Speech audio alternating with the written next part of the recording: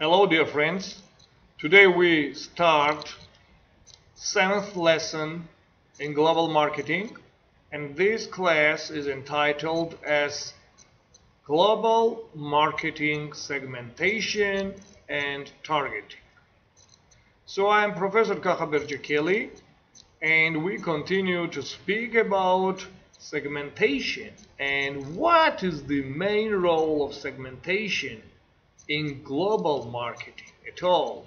We should try to understand that right now some countries they have great opportunity to grow our businesses. They offer one of the best chances for our businesses to make additional profits. So China, for example, this is the country what is entitled as 200 billion opportunity country. That means that businesses going in China, if they behave themselves quite competitive, they can be sustainable residents of China's market and they can grow there. Together with their domestic growing potential, they can achieve some great advantage over their competitors because they will be in China. After that, they will go to India. So this will make them to be great and world-class companies. So global segmentation is needed to understand well who are our customers, so beside our domestic market. But what is the role of global segmentation at all?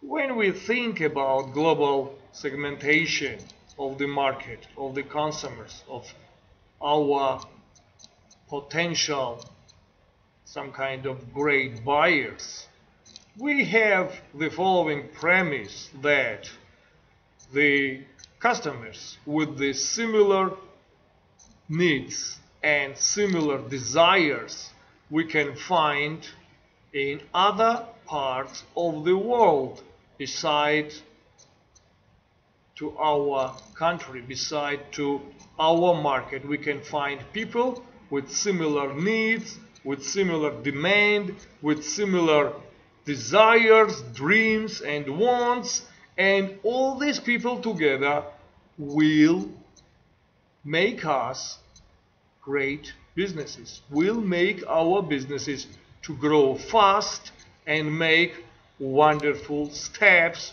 towards some kind of wonderful mission, wonderful goal we have with our partners, with our suppliers, with our stakeholders and shareholders.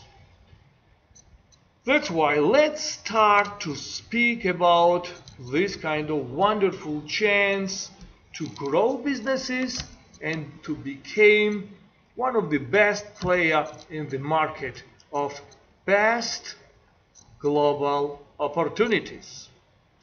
So the process of global market segmentation, this is the division of the world market into distinct subsets of customers that have similar needs and similar goals and similar desires, similar dreams, similar wants, and so on. Pluralization of customers, this is one of the interesting topics, and this topic many years ago was well explained by Theodore Levitt, one of the best marketing professors. He said that right now globalization makes us chances to establish best plural markets, and these plural markets can be markets of sushi, markets of pizza, markets of falafel, this is Iranian food, markets of khachapuri, this is Georgian food, markets of different desired things, for example markets of dolma, this is Armenian. So that means that these plural markets, they have best chances to grow and to be popular in different markets. For example, 55 years ago, nobody knew khachapuri. Right now, if you walk in the streets of Krakow, one of the best and wonderful cities, you see special caves of khachapuri. So you enter this place and you taste wonderful khachapuri, what is Georgian original wonderful thing. This is cheese cake, but not sweet. This is not sweet cheesecake. So everybody should once taste khachapuri, like everybody tasted already pizza. Pizza was invented by Italian people, but pizza traveled to many countries, and right now pizza is international segment of the wonderful food. So global market segmentation has different kind of methods, and these methods should be well developed and firstly studied by us and our companies. First of all, this is demographic segmentation. After that, this is psychographic segmentation. This is behavioral segmentation and benefit segmentation. So what is geographic segmentation at all? We try to divide the world into geographic subgroups. The advantage of geographic segmentation is very clear.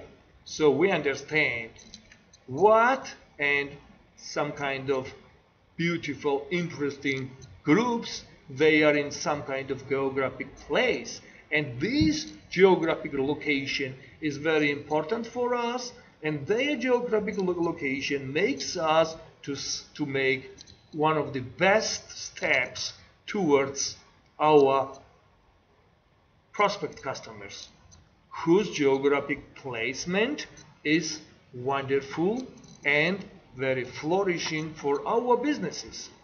However, just because people are in close proximity does not mean they are similar. So geographic segmentation doesn't mean that we are in right way. We need right now additional type of segmentation to increase our chances to be sustainable growing company in some kind of market.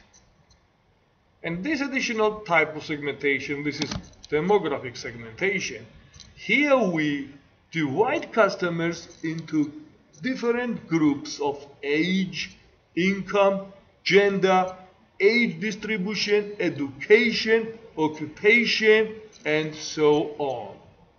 And also we see in that kind of situation to national income. This is one of the most important variable when we try to go or not to go into some kind of new market, into some kind of new country, new nation for our company. In that kind of situation, we should understand well the following wisdom, that segmentation can give us some kind of great advantage, but if we all times watch for national income, sometimes we can be quite distracted or disappointed, because for example in India, average income in some places of India is very low, and that kind of fact can worsen our ability and worsen our motivation to go to India, to occupy some market to India.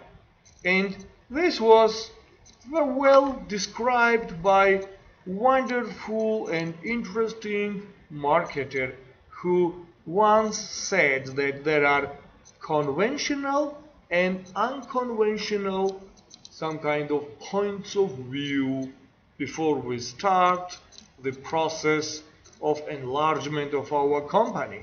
So conventional points of view, this is like based on statistics. We understand that if some countries they have low gross national income. These countries, according conventional wisdom, according conventional points of view, are not really attractive for our company. But this is not true. This is our mistake. This can be great mistake of our company. Really, we can find a lot of people in India who will drink whiskey, who will eat khachapuri, and the number of these people can be more and more than people in West Europe or East Europe. So that means that conventional motivation, conventional points of view can stop our company to occupy new market.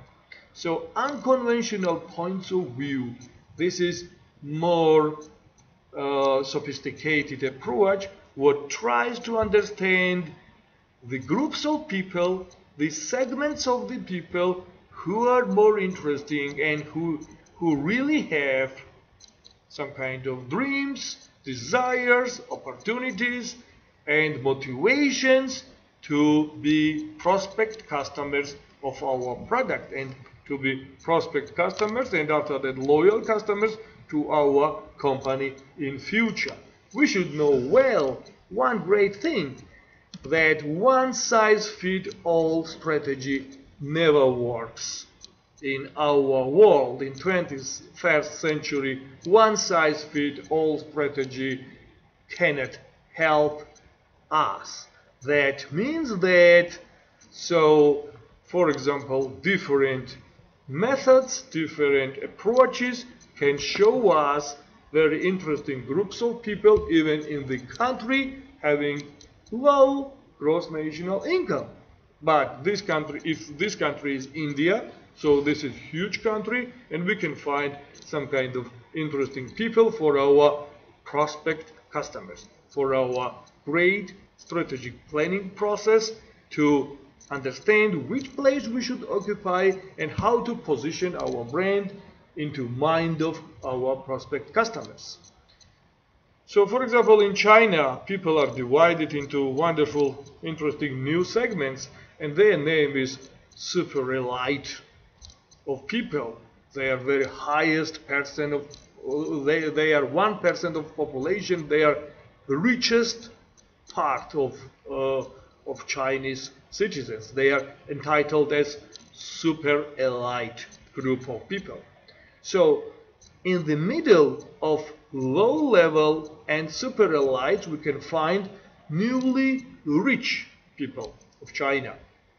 And after that, we can find high level government officials. This is already the third part of the people who are very interesting for us. Besides these three groups, we can find also some kind of additional groups in China, but they cannot be interesting for many kind of companies. So companies producing very expensive jets, very expensive cars, very expensive some kind of diamonds and jewelries. So they cannot find these other groups as interesting as super elite, newly rich and high-level government officials of China. But what's very interesting that in Europe, in 1960s, one marketer divided European customers into three groups of people. And these groups were international sophisticated customers, semi-sophisticated customers, and provincial customers. This type of segmentation can be also used in China.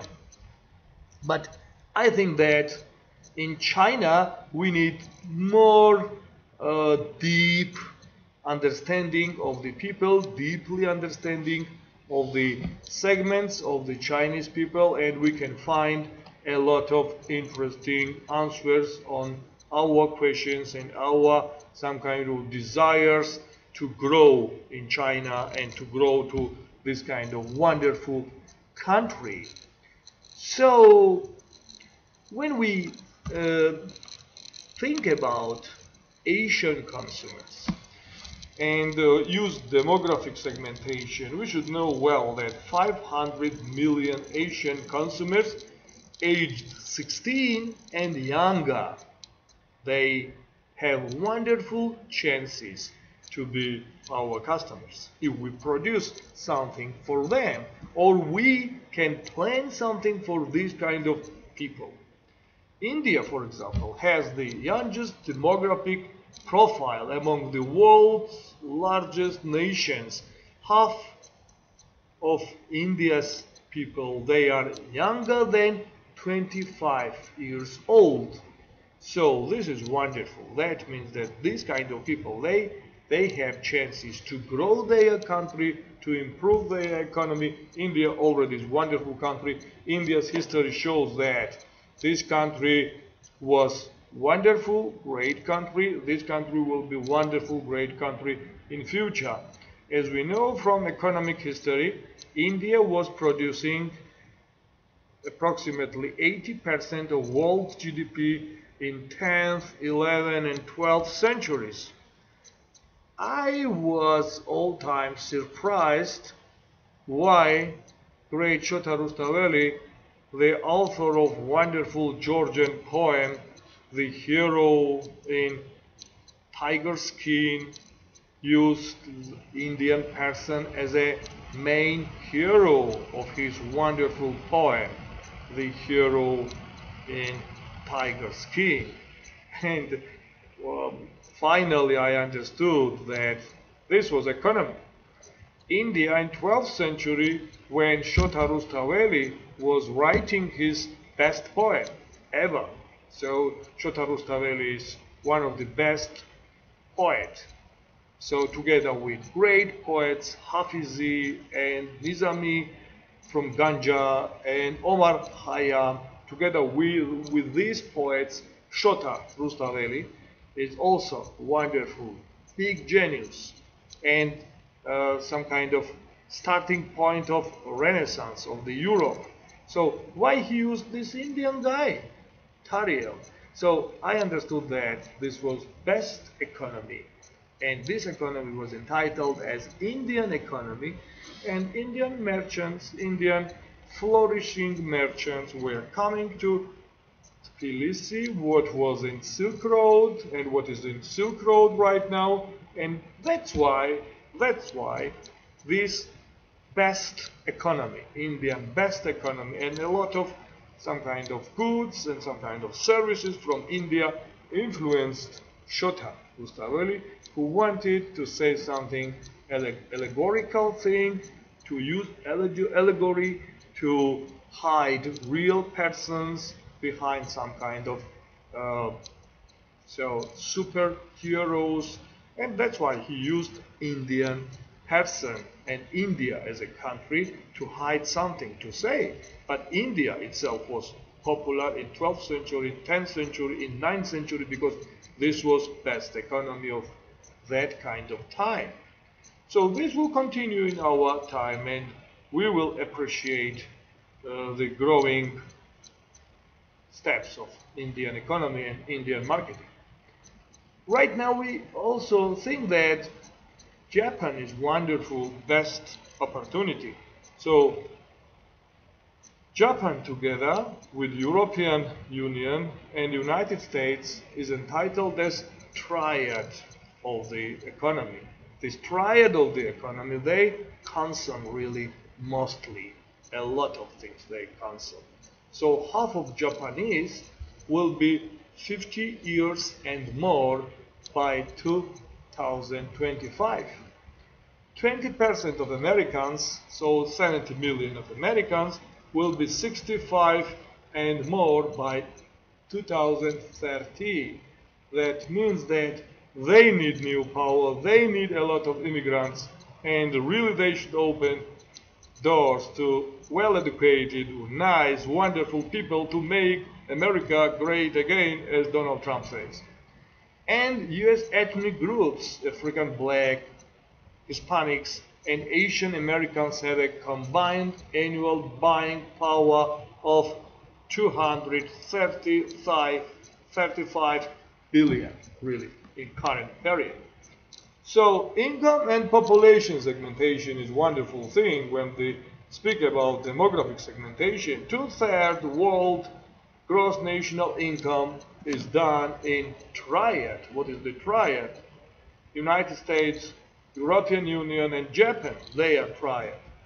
Don't use income as the only variable for assessing market opportunity. This was suggestion by Theodore Levitt and other marketers because of this kind of wisdom, what I told you, that conventional logic is making us to go to very myopia way. So conventional logic sometimes makes us like myopia persons in myopia. So we should understand well marketing research, what can be done by us, and this can be some result of unconventional logic. We should trust even low-income countries and find there our prospect customers. We can use purchasing power parity and so find really interesting groups. Gender segmentation is a wonderful part in different countries. Gender segmentation is an obvious choice for some companies. Fashion designers and cosmetic companies focus on women, but may also offer men's products. For example, Nike is opening shops for women, and Levi Strauss opened Levi's for girls in Paris. Psychographic segmentation is a wonderful thing. What is the psychographic segmentation? This is a combination of demographic and psychological segmentations together, based on attitudes, values, and lifestyles. So lifestyle surveys, they show us what kind of people buy what kind of things. And this is very interesting for Porsche, one of the best cars in Germany and around the world. And so one of the dream car for many kind of people in different countries. Porsche shows very nice examples of segmentation of customers. So some people who are 27% of all customers of Porsche, this great sport car, they are entitled by Porsche marketing managers as top guns. They have ambition, they like power, they like to control everything, especially they like to control speed and rapidly to go like rockets to move from one place to another place. They are rocketing on the roads of Germany. So this is best wonderful people. So top guns, 27% of all customers of Porsche. Elitists, they are 24%, they are old money owners. Car is just a car for them, but they like some kind of hedonism. They are hedonistic customers. So customers can be also divided into customers who try to find utilization and who try to find hedonism. Hedonism means great tasting, great feelings, great emotions in consumption of something. So elitists, they are more hedonists. Proud patrons, 23% of customers of the Porsche, they are proud patrons. So car is reward for hard work. They work. So they are bank directors, they are directors of insurance companies, they are owners of some kind of companies, and they work hard. They work 12 hours in a day, and they appreciate their efforts, and they gift themselves Porsche at the end. So Bon Vivants, very nice name. Car is for excitement, for adventure. They are 70% of all kind of customers of Porsche. And fantasists. This is also very nice people. 9% of all Porsche customers. They say that car is formed to escape urban society, to escape very hard-working people and go to some kind of nice place and rest very nice time, and they are fantasists. But they have money. So, about Euro consumers. Euro consumers, they are wonderful people. They are also divided according some interesting approaches, some interesting marketing segmentation approaches. I read they are divided into successful idealists. 5 to 20% they are successful idealists of the population. So this is like person who achieved professional and material goals and maintains this person very big commitment to some kind of great goals. The next, they are affluent materialists, status conscious, up-and-comers, many of whom are business professionals, use conspicuous consumption to communicate their success to others. So the third group, this is comfortable belongers, 25 to 30% of a country's population. They are conservative, they understand that they belong to some kind of nice society, most comfortable with their family, and so they like comfort, home, family, friends, and community. But after them, this is already the next group of customers. They are disaffected survivors. They have really bad situation. They have lack of power and affluence, harbor little hope for upward mobility, tend to be either resentful or resigned, and concentrated they are to some kind of urban high crime places and districts, and so their attitude is very bad. So they are survivors. So this type of segmentation can be increased and improved by next type of segmentation, what I'm offering you right now. This is behavior segmentation. In behavior segmentation, we try to focus on whether people purchase a product or not, and how much and how often they use it, and what they do, how they go to the shelf, how they move in supermarket or hypermarket, how they understand some kind of new things, how they assess colors, how they are attracted by very sharp, great design of well-known products. So what they do when they see something in new packaging, how they attract it. So what they say after that is they buy something what is well known by them, and once they see this kind of well-known thing in very nice red package or yellow package, what they do after that, what they say. So everything should be evaluated: colors, sounds, lines, fonts, everything should be evaluated. Information, there's information, everything should be assessed by marketing. So in behavioral segmentation, this Pareto law works really very well. 80 to 20 rule.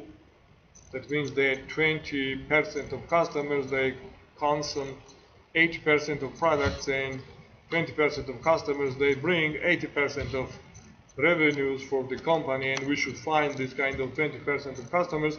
This is really very big question, how to find this 20% of customers. So this is very real problem for many companies. It's sometimes impossible to find this 20% of customers bringing 80% of profits. Sometimes this is impossible. For insurance companies, this is possible. For banks, this is possible. But they have ability to speak with people. They have ability to store information, and after that re-evaluate this information. But for some kind of supermarkets, this is really big question how to do this. But maybe next marketing wisdom can help also to this kind of organizations to divide customers into 20% to 80% according to Pareto law. Benefit segmentation is a wonderful thing. That means that benefit segmentation focusing on the value equation. That means that what is the benefits customers receive and what is the price. And if we divide this kind of benefits on price, we receive value. As more benefits are, as less price can be, as bigger value can be for our final customers. And final customer all times tries to have more and more values and goes to values. Really, marketing map of customer goes through bigger and bigger values. And this is the life of the person. All times to increase value of the product or the service what this person or this group of people try to obtain. So based on understanding the problem a product solves, the benefits it offers, or the issues it addresses, this is one of the best type of segmentation right now. So ethnic segmentation is very popular today. The population of many countries includes ethnic groups of significant size. In the United States, really wonderful groups, Hispanics and Latins and others and Afro-Americans and Native Americans and other kind of subcultural groups. They are entitled as subcultural groups. They play wonderful role in consumption and in marketing.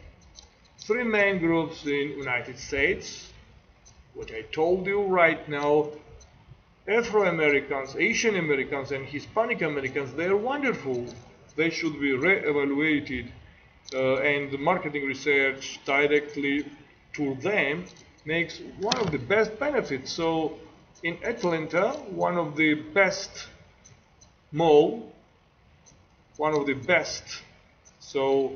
great mall was restructured as mall of Hispanic population, and so weekends Hispanic population spend in this kind of mall, and they are quite happy because they not only buy products and services, but they listen Hispanic music, they have Hispanic theater there, and this kind of great mall of Atlanta turned into wonderful meeting place for Hispanic people. And this was great idea.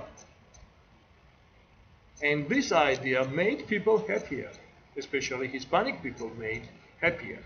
So you know that big malls right now, they have very bad time in United States because of online interaction and online buying behavior. Many malls in United States are closed, and malls are entitled in United States as dying culture. And so this Atlanta mall, what about I am saying right now, was survived because of Hispanic population wanted to retain this mall as their cultural meeting place. So this was wonderful, and such kind of things all times should be taken into consideration. So assessing market potential all times is wonderful thing. We should be mindful of the pitfalls. Tendency to overstate the size and short-term attractiveness of individual country markets. This is really very bad. The company does not want sometimes to miss out on a strategic opportunity, and management's network of contacts will emerge as a primary criterion for targeting. So this can be really great dilemmas in a lot of different situations. So when we say about criteria for targeting, we should think that segmentation is a wonderful thing. For example, we segmented pizza market into different national markets. So we understand that in France people don't eat the similar pizza people eat in the United States. In France people like more goat cheese toppings together with a lot of different things.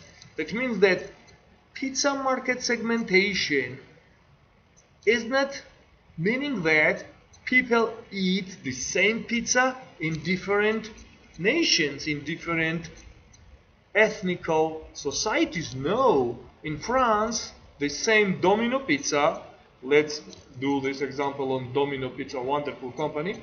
Domino Pizza offers its product in France with goat cheese and some kind of other ingredients more familiar to French people.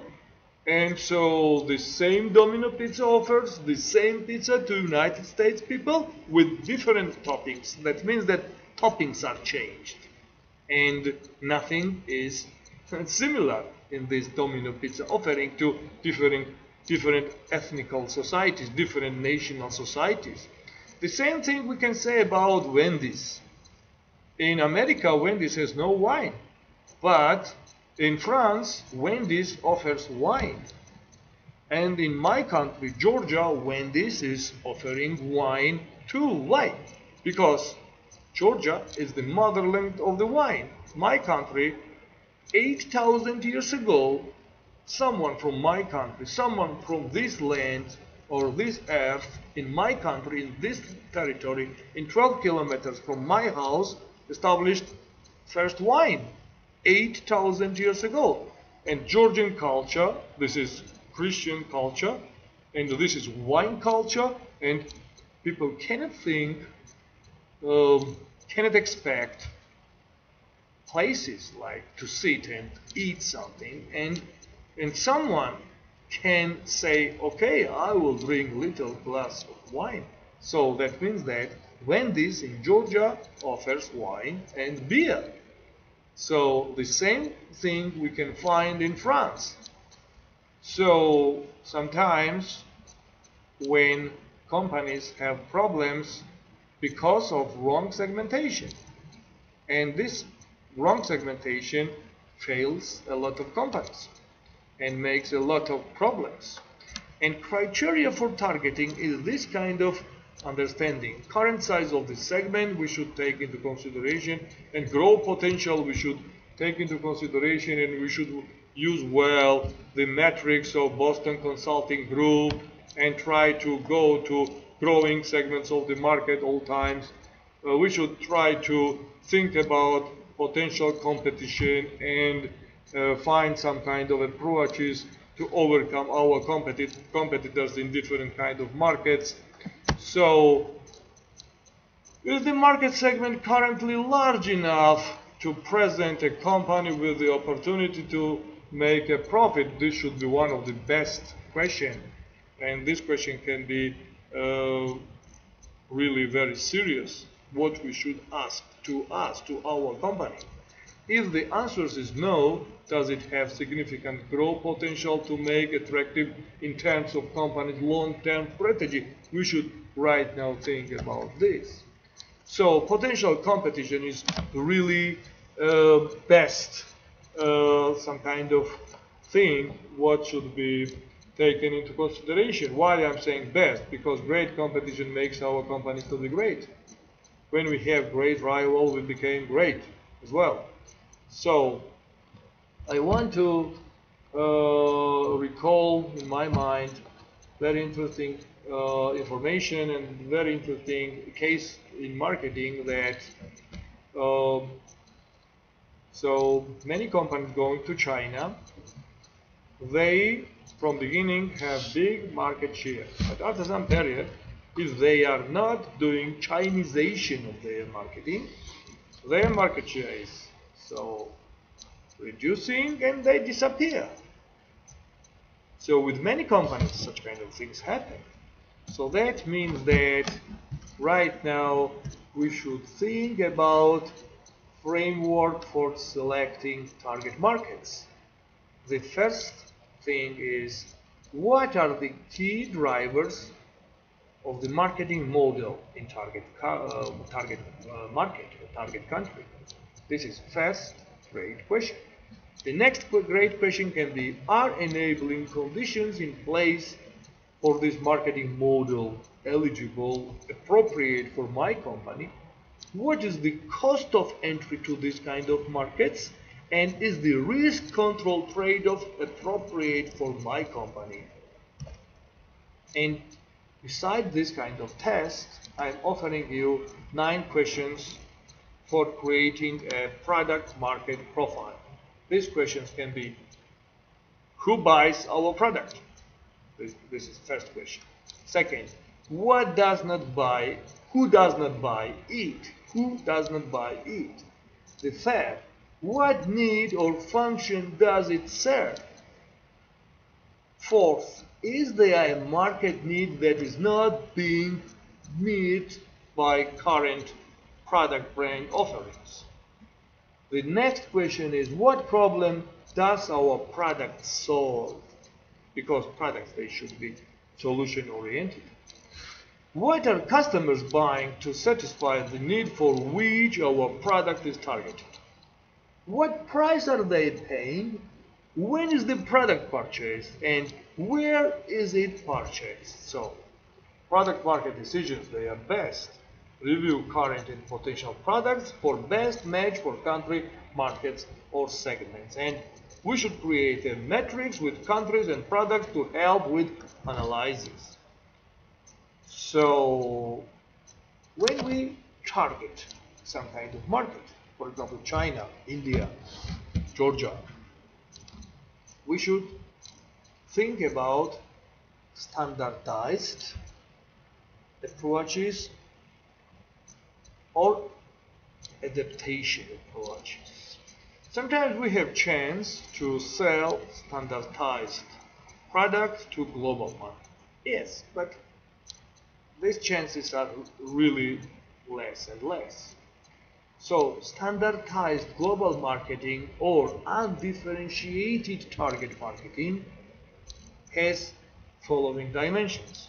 Mass marketing on a global scale, we have standardized marketing mix we can use, minimal product adaptation we need, intensive distribution we should do, lower production costs we should have, and when we have lower production costs and we have very good prices, cheap prices, in that kind of case we can do this kind of undifferentiated target marketing. And lower communication costs we should have, no problem, okay? But sometimes it's not possible and we do target market strategy through concentrated global marketing. We go to niche market, and we use niche marketing. We do single segment, like implementation. We take single segment of the global market and go to this single segment. Look for global depth rather than national breadth, and so think about some kind of developments. But really, mostly what is really working is differentiated global marketing. What is differentiated global marketing. This is multi-segment targeting. That means that we target multi-segments in the same period, in the same time, 2 or more distinct markets, or more distinct markets we take, and wider market coverage we use, and we do all our best things we can offer to our customers. And Hugo Boss, for example, this company is the example of differentiated global marketing. And right now I want to add some words about positioning. What is the positioning? Positioning, this is the idea, wonderful idea, firstly described and scientifically confirmed and popularized by great marketers All Rice and Jack Trott,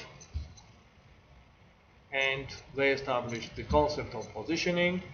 And the main idea of the positioning is some kind of association, is the try to put the idea about the product or service in the mind of prospect customer. That means that we should try to position the name of the product in the mind of prospect customer, locating a brand in consumers' minds over and against competitors in terms of attributes and benefits that the brand does and does not offer. This is the positioning. So we should think about attributes or benefits, quality and price, use or user, and competition at all. We should use symbols, we should use signs, archetypes, semiotics, and a lot of things to position something really deeply in the mind of prospect customer. So what are attributes of positioning? Sometimes we position something through benefits. So benefit is economical benefit, so less price. Reliability, this is also benefit. Durability, this is direct benefit, tangible benefit. So sometimes we position something in the mind of our customers, saying something about quality, and so in that kind of case we have really great advantage, because our product is distinguished from any kind of alternatives. So BMW, for example, and other kind of things, they go through quality and through some kind of great potential power to be well positioned in the mind of customers.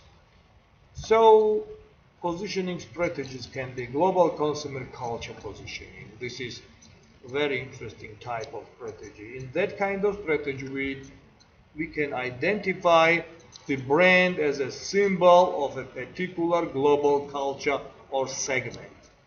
In that kind of situation, brand is high-touch, high-tech product.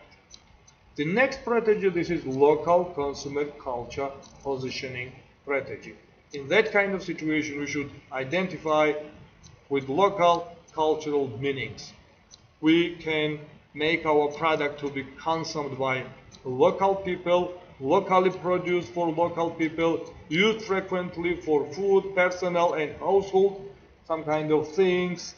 And Budweiser is identified with small town in United States. So this is like type of positioning. Foreign consumer culture positioning associates the brand, users, use, occasions or product origins with a foreign country or foreign culture. So in that kind of situation, for example, pizza di Roma, what you can eat in any kind of city, so is really well positioned through this kind of strategy, what is entitled as foreign consumer culture positioning strategy. Because when you go to this kind of place, you feel yourself like in Italy, and you so like have feelings of Italy, feelings of Roma, and feelings of some kind of interesting traditions, and great genial people created wonderful thing what is entitled as pizza. And the same thing I want to wish to Khachapuri in future. So Khachapuri should be sold not in accidental places around the world. In Krakow, once again, I want to repeat that restaurant was wonderful. This was part of the Georgia.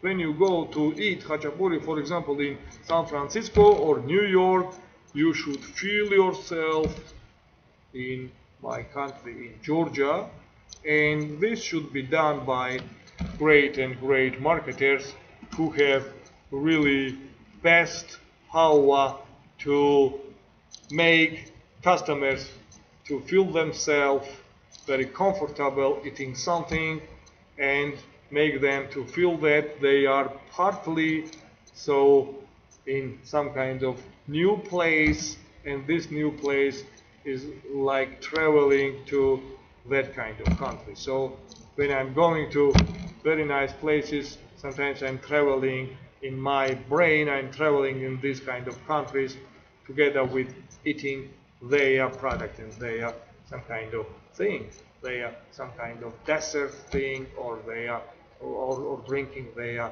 drinks. So these kind of associations are a wonderful thing, and this association should be developed by great marketing strategists using right segmentation, right targeting, and right positioning, and really differentiation. What about we are going to speak in our next meeting, in next lesson. Thank you very much. I'm Professor Kakhaber Djakeli, and wishing you wonderful, nice day.